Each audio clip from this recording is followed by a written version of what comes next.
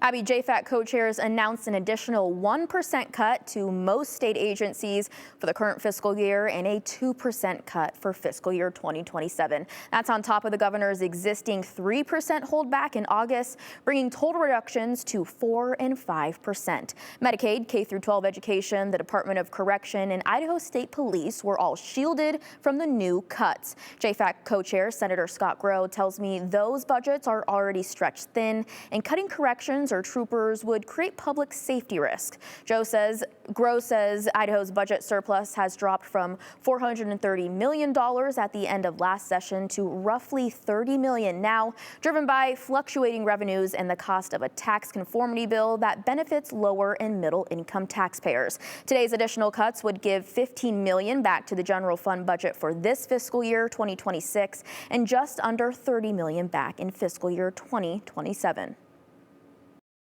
It's a tough time, no doubt about it, because anytime you're cutting back on people's benefits, people are not happy. My objective here is to be conservative enough that by making small cuts now, we can avoid larger cuts later. The additional cuts did not pass without several lawmakers raising concerns this morning and calling the cuts far too arbitrary and could lead to furloughs and program impacts. They argue the cuts dismiss the work of JFAC working groups trying to find ways to balance the budget with minimal impacts. And this is a self-inflicted crisis the Idaho legislature has put themselves in after last year's historic tax cuts.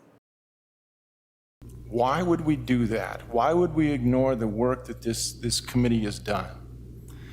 That approach is not precision.